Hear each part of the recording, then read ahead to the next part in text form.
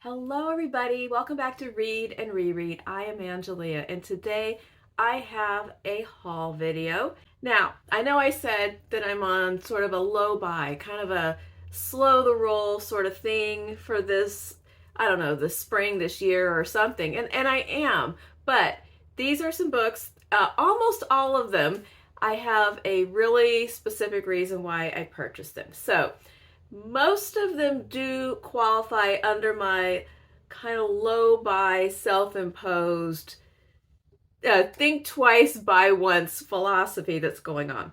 There, I will, and I even have a pretty good excuse for the one kind of random act of shopping that's in this pile, but I don't know why I'm justifying any of this. Obviously, if you are here watching a haul video, you love to see people buy a bunch of books. And so, I have to give the viewers what they want. So here it is. This is my haul winter video. The first book is a book of startling beauty. You're not ready for how beautiful this book is, and you probably can't even tell because part of the beauty is in the texture. And this is a copy of Heartburn by Nora Ephron. It has a foreword by Stanley Tucci. It is a beautiful hardcover. This is a UK printing. The press is Virago Modern Classics, Virago, and I ordered this on Blackwell's. This beautiful flower design on the cover there's a little explanation. Designer's name was Eliza Sunderland, who lived from 1903 to 1991, known as Elza.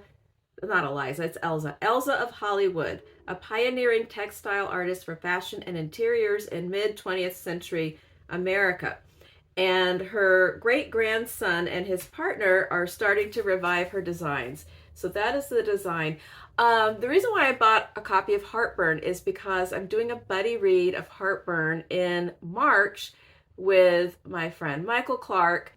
It's kind of following on the heels of reading I Feel Bad About My Neck in January, which was part of a Christmas present from Michael, and then we got to talking and decided we want to read Heartburn. At first I did look it up at the library, and only one of my libraries that I have access to had it, and there was like 17 or 18 people on hold for the digital copy. So somebody's doing a book club or something with Nora Ephron. And then I decided, well, really, I would like to just have a copy because I really love the other book and I want to read more of Nora Ephron.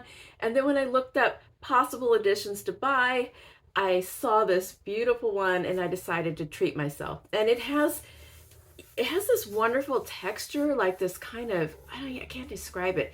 It's like this, I don't know, like almost like it feels like a linen kind of texture on the cover of the book. The pages feel really nice too. So I'm so happy with this cover and this edition of Heartburn, and I'm really looking forward to this. Next, I found a couple of books that I needed for my endless drama reading project. This is a year-long project reading 20th and 21st century plays. And if you're interested in joining, it's on Discord. I will put my announcement video down in the notes in case you want to jump in. But I found two plays. One of them is a replacement copy.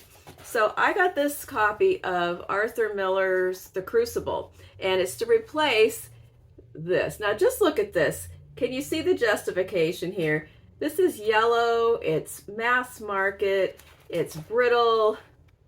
Ugh. This is like my high school copy. It still has some tabs in it from whoever read it last.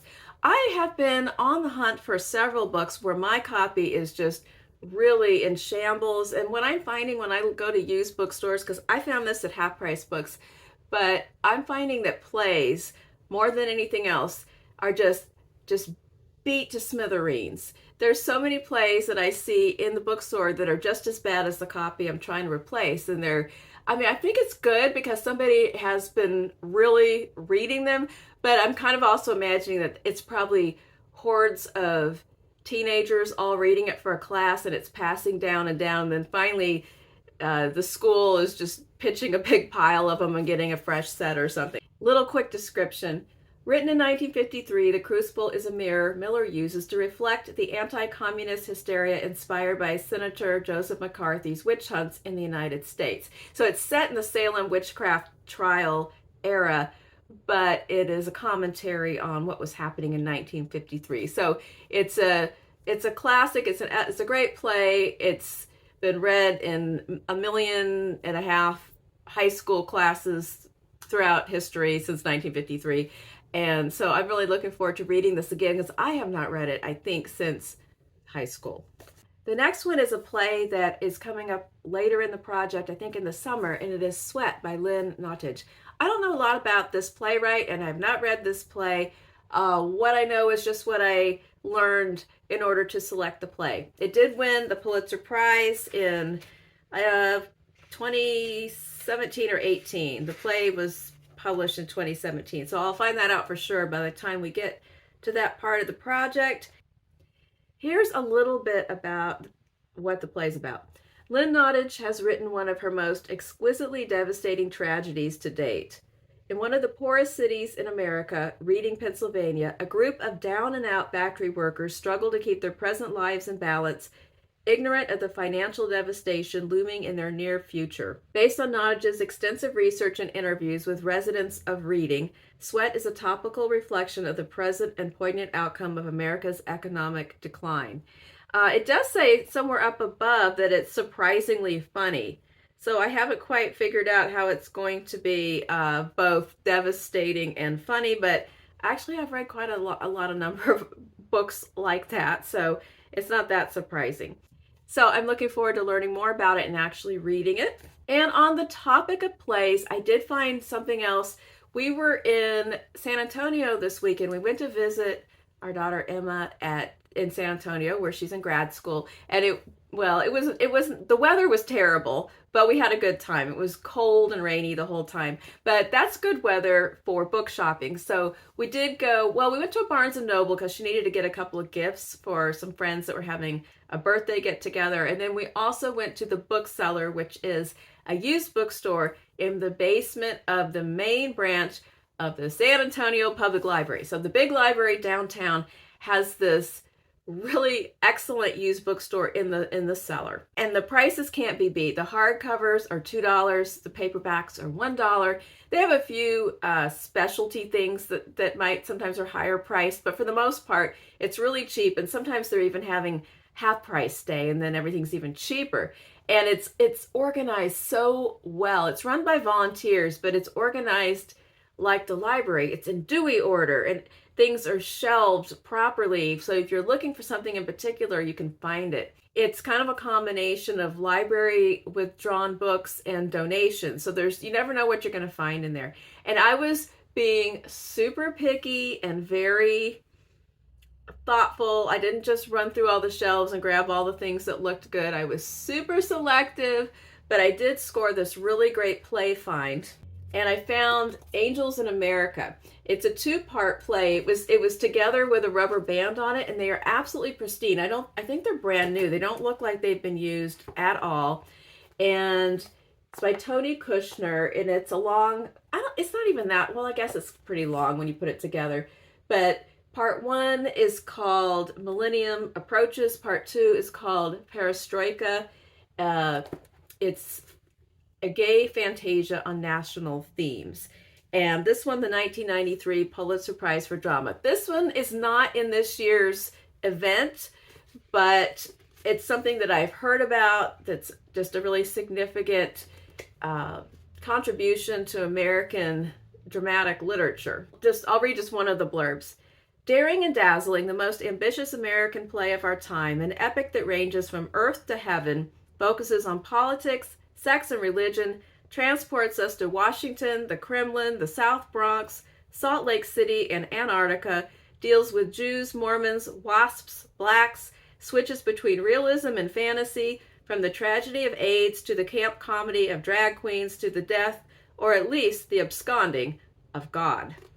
So that sounds pretty epic in scope, and I was just really excited when I saw it sitting there, both parts, because my library has one half of it and bound together, and I mean, it's $1 worth of joy, I'm sure, right there. All right, so while I was at that, I got one more thing at the bookseller, and that was this book, Fight Night by Miriam Toews. Now, this is really I was already motivated to put a Miriam Toews book in my March TBR, but this is like the final push over that hurdle because last year I read All My Puny Sorrows, and it was on my top 10 of the year. Loved the book so much.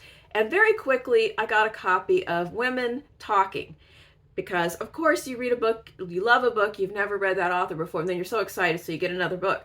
And guess what? It just sat there all the rest of the year. Now I have a third book by Miriam Toews, so I must read the second book that I purchased. But look at this cover. I mean, just look at this. And it is perfectly fresh and new and doesn't look like anybody ever touched it. I don't know. I pity the fool that donated this book, but now it's mine and I'm happy to have it. All right, so we have a few more books that I did buy new. So that's kind of the end of the backlist section of this presentation. So let's take a look at that. The first one, while we were at Barnes & Noble when Emma was picking out some gifts for her friends, I did get another book that I need for March, and that is We Do Not Part by Kang. I'm going to be reading this book in the Reading the Globe project that is hosted by Katja from Page Turners with Katja and Roz from Scally Dandling About the Books. If you want to join in, I will put their links down below, but it is an ongoing year-long project on Katja's Discord, reading books from around the world. It's global fiction. And so this is the March selection, and I have really been wanting to read a book by Kang. She won the Nobel Prize for Literature in 2024, but I've never read anything by her. I've been kind of careful what I listen to because I don't want to hear too much, but I'm hearing really good reviews starting to roll in on BookTube, and so I'm really excited about trying this author for the first time. I kind of have a gripe about the cover of this book. So we have this cover design that I think would be really effective. It says that the jacket design was by someone named Cassie Vu. Yeah. But then they cluttered it up with so much extra stuff. I mean, we need the title, we need the author, we need the translator, and then there's just things. There's something there, there's something there, there's things there, there's stuff up here. I don't need all that extra paraphernalia on my book. I want to see the cover art. And this is one of those built-in things. Now, this one's not as bad as those TV book clubs because, I mean, she did win the Nobel Prize. But still, like right in the middle, I don't know. I don't know what the answer is, but that's just a pet peeve. So much clutter on the book, but the book itself, I am jazzed up to read that. I got a book that I was planning to buy as soon as I heard that it was coming out, and that is this poetry collection, 44 Poems on Being with Each Other, which is compiled by Padraig Tuama. This is in the same format as this book, Poetry Unbound, and he's got a little Smokey the Bear guy. I'm constantly reading this. Right now I'm reading another poetry book, but I'm constantly circling back and enjoying poems from this volume. And the format is the same. I didn't even really pay attention to the theme. I'm like, oh good, another one. The format is, he will have a little intro about an anecdote about himself that kind of led to him choosing this poem, and then the poem itself, and then a short essay discussing the poem. This particular volume is described like this: a new volume that offers immersive reflections on human connection. With an observant eye, Padraig Tuama shares an enlightening meditation on each poem, revealing the ways we relate to each other, the world around us, and ourselves. Among the selections, Tuama examines friendship and its loss through Langston Hughes's I Loved My Friend, changing familial bonds in Rita Dove's Eurydice Turning, the relationship with the past in Mary Oliver's The Uses of Sorrow, the power of declaration in Lucille Clifton's Won't You Celebrate With Me, and the necessity of connection to land in Joy Harjo's conflict resolution for holy beings. So I think the thing that might be different in this one is that he is pulling more from older poems and not just, like, this one is very much centered around contemporary poets. There's a few older pieces. This one sounds like more of a little bit more traditional as far as how he collected the poems in an anthology. But when I'm looking through, I also see a lot of new authors. So I'm really excited to read this and see how the theme fits together. I'm currently reading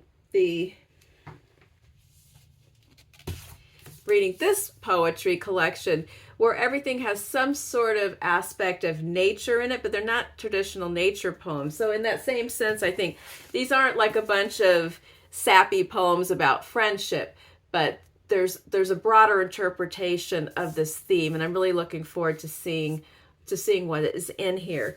And I'm just enjoying in general that I'm incorporating poetry into my daily life now. It's something that's kind of fell by the wayside, and now it's back in my picture. Okay, so the last two books I actually bought before any of the other books. I bought these books back in January when I was in South Carolina, and this was the trip where I went to help move my mother into memory care, but while we were there, she passed away. So the trip was extended. We were there for longer. It was a difficult time. During the course of this difficult time, there was an event of retail therapy one afternoon when we were out just kind of catching a break from all of the things we were trying to manage and take care of. And we were walking around in this shopping center and just kind of trying to get some fresh air and just have a brain break. And we went to Barnes & Noble, and I was going to buy one book. I was going to buy a book that I specifically got really excited about, reading the reviews, and I had looked at the book, and then I decided I was going to treat myself to the book because I needed a picker-upper, and I did, but I accidentally kind of bought another book. So here, I'm going to share with you what I bought. So the first one is the one I cannot wait to read this, and it's just one of those things where I'm not putting it off. I just have this big roster of things I had already committed to reading, and I'm just trying to wait and slot it in. And I was just about to read it, and then something I'd been online for a long time at the library came up, so it got the bump again. But that is Death of the Author by Nnedi Okorafor. This is a science fiction book, speculative fiction. I read a couple of her short stories. She mainly writes science fiction. I know she has a novel series that I think is called Binti that I have not read. But this book, it just sounds spectacular. It got a really just over-the-top glowing review on Kirkus, and I've heard a couple of people talking about it on BookTube so far, and just some really high ratings across the board. And let me just share with you, and it's so beautiful. Look at the inside. And I'm going to show you something else in just a second, but here's what it's about. Disabled, disinclined to marry, and more interested in writing than a lucrative career in medicine or law, Zilu has always felt like the outcast of her large Nigerian family. Then her life is upended at her sister's lavish Caribbean wedding when she's unceremoniously fired from her university job.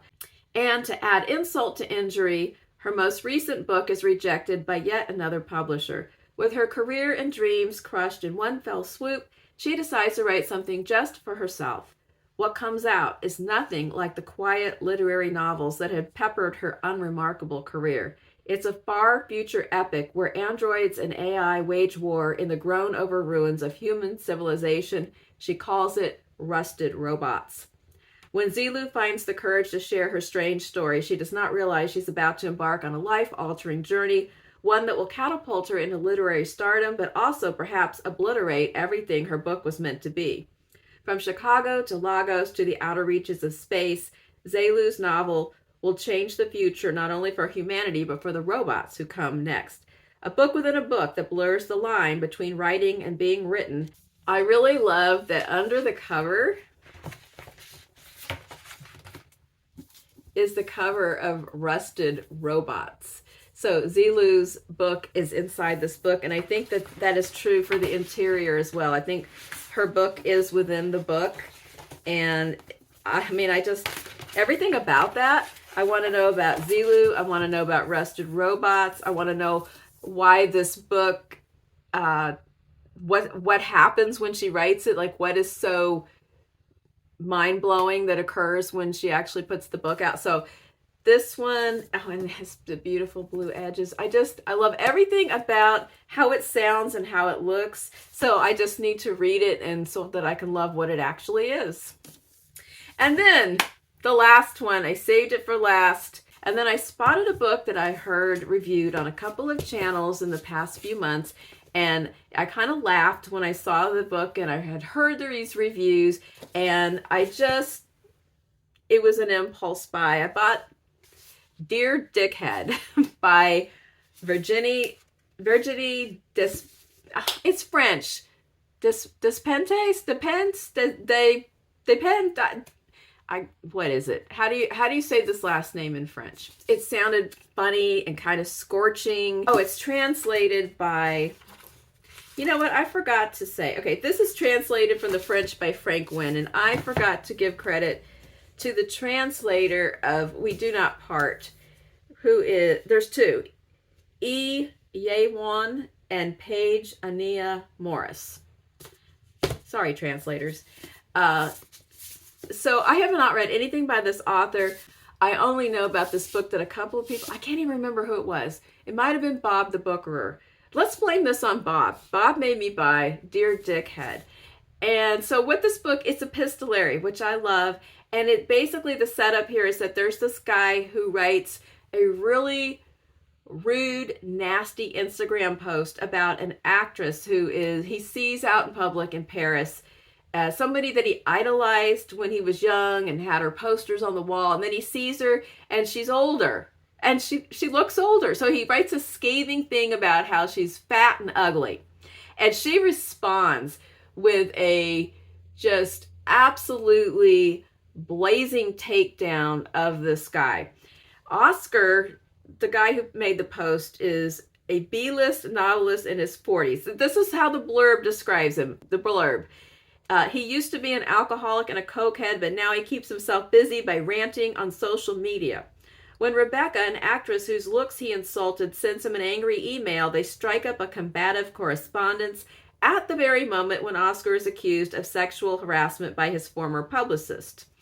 So the two of them start to spar, but then maybe something deeper develops. Like, I don't know if it's a friendship or just a dialogue that becomes more constructive than just ripping each other up. But that's what the book is about. It has a provocative title. That's just the beginning of her response. After he writes the nasty post about her, the letter she writes back to him starts, Dear Dickhead. So there it is. That's the haul. Tell me if you have read any of these, or if you want to read any of these, or whatever you want to say. And I will be back soon, I think on Wednesday, to do my